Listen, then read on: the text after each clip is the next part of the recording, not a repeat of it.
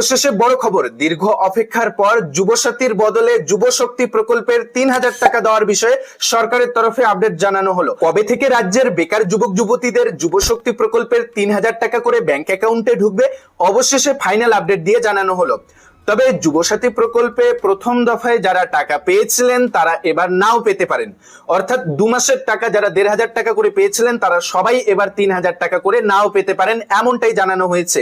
কেননা যুবশক্তি প্রকল্পে আবারও নতুন করে ভেরিফিকেশন করানো হবে। এবার কি তাহলে যুবশক্তি প্রকল্পের ৩,০০০ টাকা পেতে ফের নতুন করে অনলাইন বা অফলাইনে আবেদন জমা করতে হবে?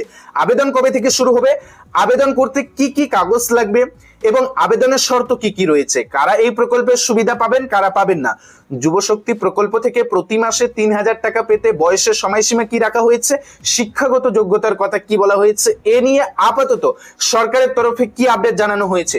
যুবশক্তি প্রকল্পের ৩,০০০ টাকা দেওয়ার বিষয়ে সরকারের তরফে কি আপডেট দেওয়া হয়েছে সেটাই মূলত আজকের এই ভিডিও থেকে জানতে পারবেন।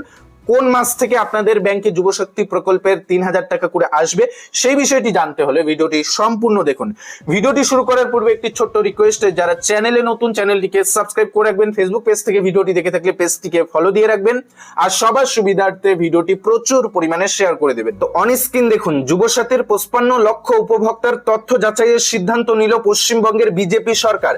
ফেব্রুয়ারি মাসের অন্তর্বর্তী বাজেটে মাধ্যমিক পাস বেকার যুবক যুবতীদের প্রতি মাসে ১,৫০০ টাকা দিতে যুবসাথী প্রকল্প চালু করেছিলেন মমতা বন্দ্যোপাধ্যায়। তবে পালাবদলের পর নতুন মুখ্যমন্ত্রী শুভেন্দু অধিকারী জানিয়ে দিয়েছেন চালু থাকা কোনো সামাজিক প্রকল্পই বন্ধ হবে না। উল্টে বেকার ভাতা বাড়িয়ে ৩,০০০ টাকা করার অঙ্গীকার করেছেন রাজ্য সরকার। তাহলে কি জুন মাস থেকেই যুবসাথী বা যুবশক্তি প্রকল্প থেকে সবার ব্যাংকেই ৩,০০০ টাকা করে ঢুকতে চলেছে? এ বিষয়ে কি আপডেটে বলা রয়েছে দেখুন। কিন্তু প্রথম দফায় যারা যুবসাথীর টাকা পেয়েছিলেন তারা প্রত্যেককে আর নাও পেতে পারেন। কেন এমনটা? কারণ প্রত্যেক আবেদনকারীর তথ্য ফের যাচাই হবে, ফের কিন্তু যুবসাথী প্রকল্পের ভেরিফিকেশন হবে, তারপরেই মিলবে বেকার ভাতার টাকা। তো বুঝতেই পারছেন, আবারও কিন্তু যুবসাথী বা যুবশক্তি প্রকল্প যে আসছে সেই প্রকল্পে ভেরিফিকেশন হওয়ার পরেই কিন্তু উপভোক্তাদের ইনক্লুড করে তারপরেই ভাতার টাকা দেওয়া হবে। কিন্তু যুবসাথীর যাবতীয় আবেদন এবং উপভোক্তাদের তথ্য ফের যাচাইয়ের প্রয়োজন হলো কেন? ৭ই মার্চ এই প্রকল্প চালুর সিদ্ধান্ত হয়েছিল। ঘোষণার সঙ্গে সঙ্গে টাকা দেওয়া শুরু হয়। প্রথমেই প্রায় ১ লক্ষ উপভোক্তার ব্যাংক অ্যাকাউন্টে টাকা পাঠানো হয়েছিল, তারপর ধাপে ধাপে টাকা পাঠানো হয় মোট ৫৫ লক্ষ উপভোক্তার অ্যাকাউন্টে। কিন্তু পরবর্তীতে প্রশাসনিক মহলের কাছে বেশ কিছু ক্ষেত্রে অসঙ্গতি দেখা যায়, বেশ কিছু অভিযোগ আসে। স্বল্প সময়ে টাকা ছাড়তে গিয়ে উপভোক্তাদের তথ্য যাচাই প্রক্রিয়া নিয়ে প্রশ্ন ওঠে প্রশাসনের অন্দরেই। তাই সরকার মনে করছে তথ্যের পুনর্যাচাই দরকার। আর একই ব্যক্তির অ্যাকাউন্টে দুবার টাকা পড়ার ঘটনা ঘটেছে কিনা সেটাও খতিয়ে দেখা হবে। এ পর্যন্ত মার্চ এবং এপ্রিল মাসের টাকা ছাড়া হয়েছে।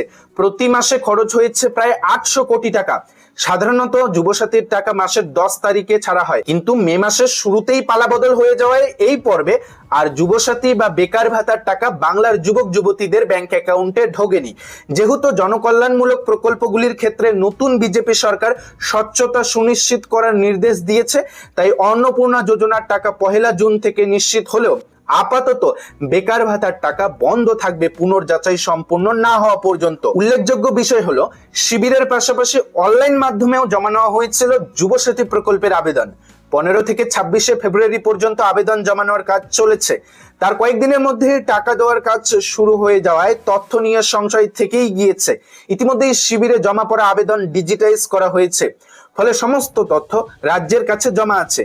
ফলে পুনর্যাচাইয়ের ক্ষেত্রে কোনো সমস্যা হবে না বলেই মত প্রশাসনিক মহলে। এবার দেখার বিষয়, ডবল ইঞ্জিন সরকার পড়ে থাকা আবেদন নিয়ে কি সিদ্ধান্ত নেয় সেই দিকেই এখন নজর রয়েছে রাজ্যবাসীর। তো বুঝতেই পারলেন, যুবসাথী প্রকল্পের টাকা আপাতত বন্ধ রয়েছে। ৫৫ লক্ষ আবেদনকারীর তথ্য ফের ক্রস চেকিং করবে রাজ্য সরকার। তারপর যারা যোগ্য উপভোক্তা তাদেরকে বেছে নেওয়ার পর যুবসাথী প্রকল্পের আওতায় এনে প্রতি মাসে বেকার ভাতা হিসাবে ৩,০০০ টাকা করে দিবে। তবে আবেদন আবারও নতুন করে নেওয়া হতে পারে বলে এমনটাই ইঙ্গিত পাওয়া গিয়েছে। তবে পরবর্তী আপডেট আসলে অবশ্যই আপনাদের ভিডিওতে আপডেট জানাবো। আজকের এই ভিডিওতে মূলত আপনাদের এটাই আপডেট জানানো ছিল যে যুবসাথী প্রকল্পের টাকা আপাতত মিলছে না, তবে অন্নপূর্ণা ভান্ডারের টাকা দেওয়া শুরু হবে জুন মাসের ১ তারিখ থেকেই। আপডেটটি যদি আপনাদের ভালো লেগে থাকে ভিডিওটিতে লাইক করে দেবেন, যারা চ্যানেলে নতুন চ্যানেলটিকে সাবস্ক্রাইব করে রাখবেন, ফেসবুক পেজ থেকে দেখে দেখলে পেজটিকে ফলো